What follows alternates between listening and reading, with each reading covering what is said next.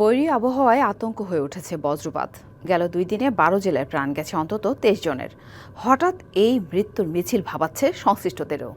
বজ্রপাতের ঝুঁকি কেন বাড়ছে, কিভাবে কমানো যায় ক্ষয়ক্ষতি, এসব নিয়ে কথা বলতে যুক্ত হয়েছেন শাহজালাল বিজ্ঞান ও প্রযুক্তি বিশ্ববিদ্যালয়ের ভূগোল ও পরিবেশ বিভাগের সহযোগী অধ্যাপক মোহাম্মদ আনোয়ারুল ইসলাম। স্বাগত আপনাকে ডিবিসি এই সংবাদে। তো ঝড় বৃষ্টির দিনে আগে যেমনটা হতো যে স্বস্তিতে মানুষ বৃষ্টিতে ভিজতো, কৃষকরা নিশ্চিন্তে মাঠে কাজ করতো, এখন কিন্তু চিত্র পাল্টেছে। আমরা যদি শুরুতেই গত 2 দিনের যে পরিসংখ্যানটা বলছিলাম, যে গত 2 দিনে 12 জেলায় অন্তত 23 জন বজ্রপাতে মারা গেছে। তো প্রতি বছরই বাড়ছে বজ্রপাতে মৃত্যু। এই মৃত্যু কেন বাড়ছে, আর আবহাওয়া অফিস থেকে যে সতর্কতা দেওয়া হয় তা হয়তো প্রত্যন্ত এলাকার মানুষ কম জানে কিংবা মেনে চলে না। কি করণীয়? বিবিসি লাইভে যুক্ত করার জন্য আমাকে ধন্যবাদ। আমি আশা করি আমাকে শুনতে পাচ্ছেন। জি জি, শুনতে পাচ্ছি আপনাকে স্পষ্ট।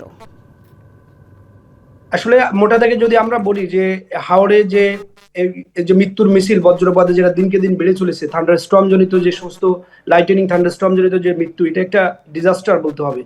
তো আমরা জানি পরিবর্তিত জলবায়ুতে যে গ্লোবাল ওয়ার্মিং এর কারণে যে জলবায়ু পরিবর্তন হচ্ছে, সেই পরিবর্তন মেইন যদি কারণটাকে দুটো দাগে ভাগ করি, একটা হলো প্রাকৃতিক যে জলবায়ু পরিবর্তন জনিত কারণ, আরেকটা হলো অ্যানথ্রোপোজেনিক ফোর্সিং, যেটা মানুষ সৃষ্ট কারণ।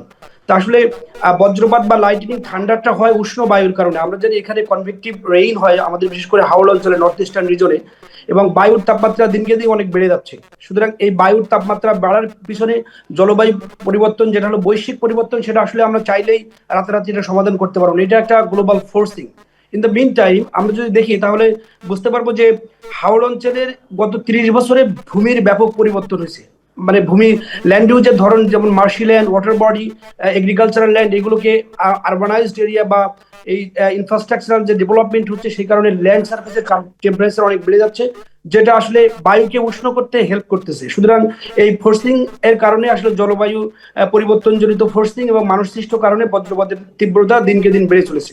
আরো একটা বিষয় এখানে যুক্ত হয়েছে, সেটা হলো যে আমরা ব্যাপক মাত্রায় পরিবেশের অবনমন করতেছি। যেমন আমরা ডিফরেস্টেশন করতেছি, তারপর এখানে যে অপরিকল্পিত যে আরবানাইজেশন বা ইনফ্রাস্ট্রাকচারাল ডেভেলপমেন্ট করতেছি, সেটাও একটা ফোর্সিং হিসেবে আছে। এখন আমাদের আসলে করণীয় যদি বলি, তাহলে সংক্ষেপে বলতে গেলে বলতে হবে যে মানুষের আসলে সচেতনতা দরকার, পাবলিক অ্যাওয়ারনেস গেইন করতে হবে।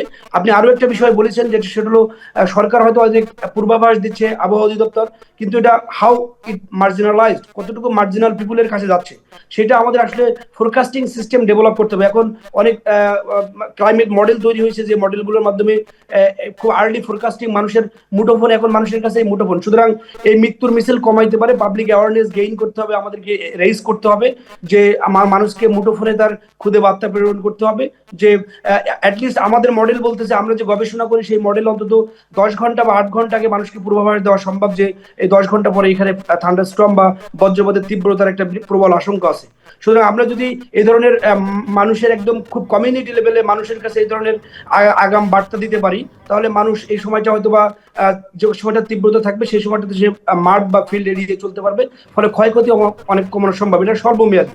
দীর্ঘমেয়াদী আসলে আমাদেরকে পরিবেশের যারা পলিসি মেকার আছে, গভর্নমেন্ট স্টেক হোল্ডার থেকে শুরু করে যারা লোকাল পলিসি মেকার আছে, তাদেরকেও জনসচেতনতা তৈরি করা এবং এখানকার একটা সমন্বিত পরিবেশ ব্যবস্থাপনা গড়ে তুলতে হবে, যাতে আগামী দিনে এই থান্ডারস্টর্মের যে ডিজাস্টার, সেটাকে আমরা অনেকটা কমিয়ে নিয়ে এসে মানুষের মৃত্যুর ঝুঁকিটাকে কমাতে পারি।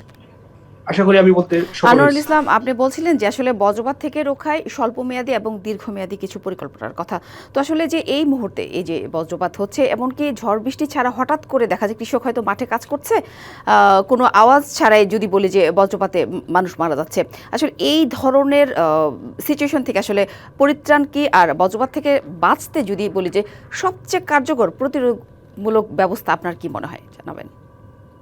আমাদের আসলে এই ক্ষেত্রে আপনি যেটা বলেছেন যে হঠাৎ করে বজ্রপাত হচ্ছে, আসলে এখন অনেকগুলো নিউমেরিক্যাল মডেল সিমুলেশন করে বজ্রপাতের প্রেডিকশন করা যায়। উন্নত বিশ্বের দেশগুলোতে বজ্রপাতের মৃত্যুর হার খুব কম থাকার কারণ হলো খুব ইউজার ফ্রেন্ডলি আমরা যদি কিছু মোবাইল অ্যাপস ডেভেলপ করতে পারি, যে আমাদের প্রেডিকশন বলতেছে যে এই সময়টাতে খুব সিভিয়ার স্টর্ম হবে, এবং বাংলাদেশে অনেক মডেল অলরেডি ইফেক্টিভ। আমরা সেই ধরনের রিসার্চ বা গবেষণা করতেছি, যে মানুষকে অন্তত খুদে বার্তার মাধ্যমে, এখন যে কৃষক তার কাছে একটা ছোট মোবাইল থাকে, আমরা যদি তাকে একটা মেসেজ দিতে পারি যে next 3 hours is very crucial time for thunderstorm disaster around your area.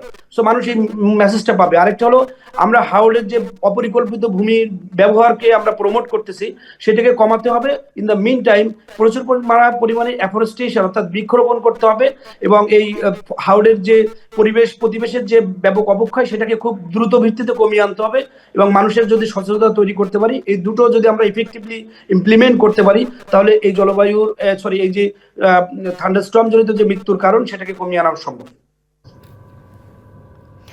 অনেক ধন্যবাদ আনোয়ারুল ইসলাম আমাদের সাথে যুক্ত হওয়ার জন্য।